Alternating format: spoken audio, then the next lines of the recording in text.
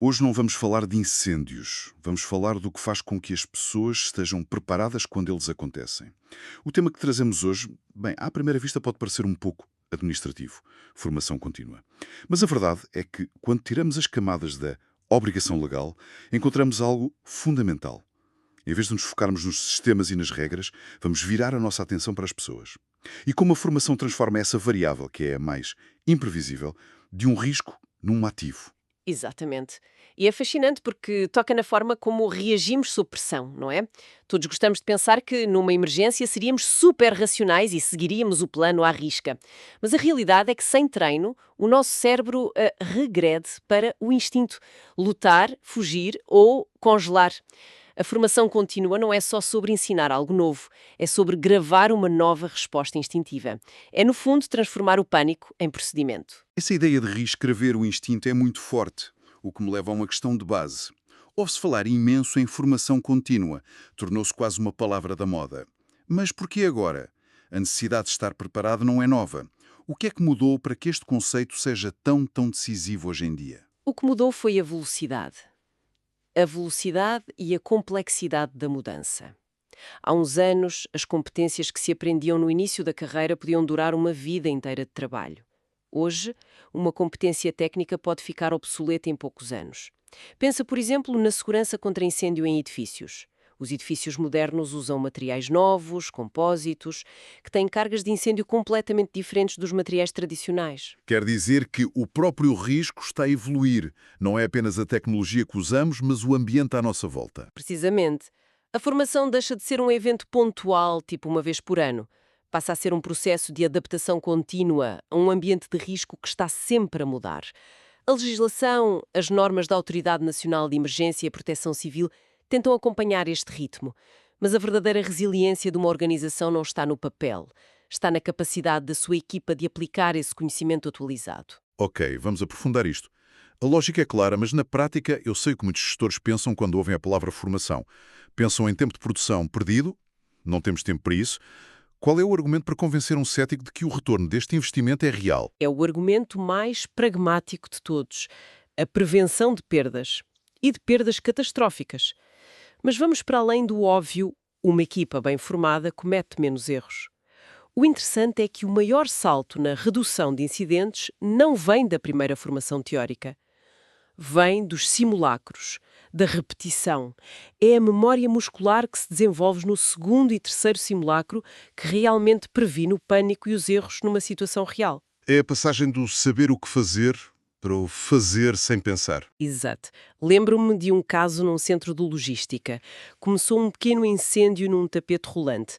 A formação tinha sido recente. Um funcionário, em vez de entrar em pânico, agarrou no extintor de CO2 correto. E saber a diferença é vital. E resolveu a situação em menos de um minuto. O chefe de equipa disse-nos depois que, sem aquela formação, a reação mais provável teria sido gritar e correr. Aquele minuto de ação correta, que veio do treino, poupou-lhes milhões. Esse é o retorno do investimento. E para além desse benefício para a organização, falámos da perspectiva da empresa. Mas e para a pessoa que é obrigada a ir à formação? Muitas vezes a reação é outra vez. Como é que isto se traduz num benefício real para a carreira daquela pessoa, para além do certificado? Essa é uma excelente questão. Para o colaborador, o impacto vai muito para além de uma linha no currículo. O benefício mais imediato e talvez o mais subestimado é a redução da ansiedade, o aumento da confiança. Trabalhar num ambiente onde se sabe que existem riscos, mas não se sentir preparado para lidar com eles, gera um stress constante. Quando dominas um procedimento de emergência, ganhas outra confiança. Deixas de hesitar. Passas de ser um passageiro passivo no teu local de trabalho Tá. para um agente ativo da tua própria segurança e da dos outros. Exatamente. E essa autonomia é transformadora. Na hora H, decides e fazes, porque sabes que estás a fazer o correto. E a médio e longo prazo, os profissionais que procuram esta atualização, que fazem as perguntas difíceis nas formações, que se voluntariam, esses são os que se destacam. Demonstram responsabilidade, iniciativa, naturalmente, são esses que são vistos como futuros líderes. E é aqui que tudo se cruza, certo? Esta formação, especialmente no contexto da segurança contra incêndios em edifícios, não é apenas para o desenvolvimento pessoal, é o pilar da segurança. É o pilar central. E sim, é uma obrigação legal. Mas é importante ir além da ideia de obrigação. A legislação determina que todos os ocupantes devem receber formação proporcional ao risco do edifício. Essa formação é uma das medidas de autoproteção obrigatórias. Mas o que são, na verdade, as medidas de autoproteção? A maioria das pessoas pensa que é só aquele dossiê que fica na entrada, cheio de plantas do edifício. Exato, mas essa é uma visão perigosamente redutora. As medidas de autoproteção não são um documento estático, são um ecossistema vivo de segurança. Temos a organização de emergência, que define quem faz o quê, quem é o responsável pela segurança, quem são os chefes de evacuação. Depois, os registros de segurança, que são o histórico, a prova de que tudo foi inspecionado.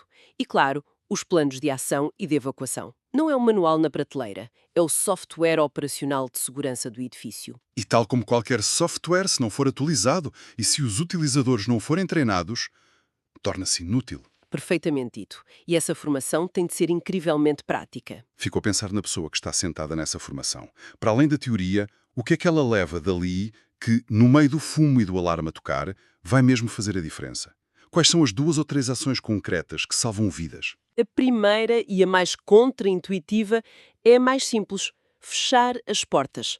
Uma porta corta-fogo fechada pode conter um incêndio durante 30, 60 minutos. Dá tempo vital para a evacuação. Parece básico, mas no pânico é a primeira coisa que as pessoas se esquecem. A segunda é conhecer a sua via de evacuação secundária. O instinto é ir pelo caminho de sempre, mas esse pode ser o primeiro a ficar bloqueado. E a terceira, claro, é saber usar o extintor certo para o tipo de fogo. Usar água num quadro elétrico não só não apaga o fogo, como pode ser fatal. Estes pontos dependem exclusivamente de treino prático e de repetição. Isso levanta uma questão importante. Com a formação a ser uma obrigação legal, existe sempre o risco de as empresas encararem como um item numa lista de verificação, um mal necessário. Então, como se garante que a formação é verdadeiramente eficaz e não apenas uma formalidade? As pessoas não se revêem nos cenários. A chave é unir a experiência técnica com uma abordagem adaptada à realidade específica daquela organização.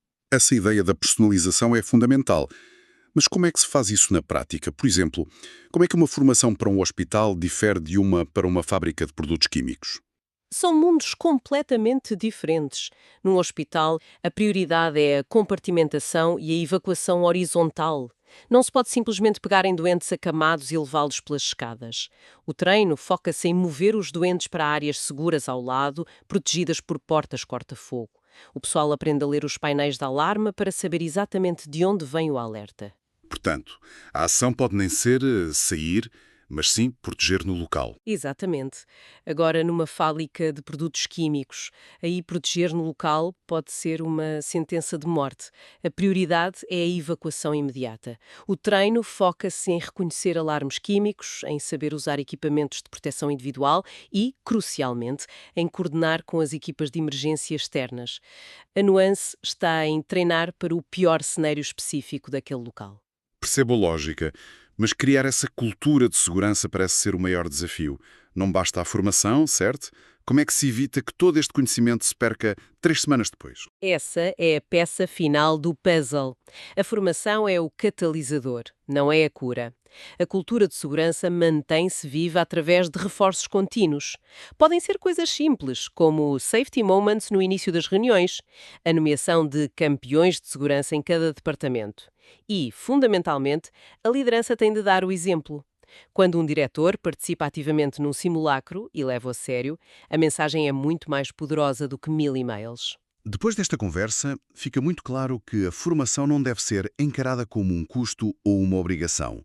É, na verdade, um investimento estratégico. Exatamente. É um investimento nas pessoas, na valorização das suas carreiras e, acima de tudo, na proteção de vidas e bens. Proteger o património humano de uma empresa, dando-lhe as ferramentas para se proteger, é a melhor forma de proteger o seu futuro. É transformar cada colaborador no primeiro e mais importante elemento da equipa de segurança. Sem dúvida. Para as organizações e os profissionais que queiram explorar mais a fundo como estes planos formativos podem fazer a diferença, o caminho é simples.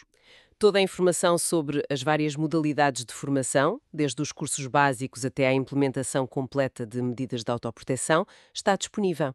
Podem ser solicitados diagnósticos e orçamentos personalizados através do site www.alvesrasteiro.pt. Perfeito. E para terminar, talvez uma reflexão. Fica a questão para pensar. Num plano de emergência, as pessoas são vistas como um elemento a ser controlado ou como o recurso mais ativo e capaz de resolver o inesperado? A resposta a essa pergunta define se a formação é uma despesa ou o maior dos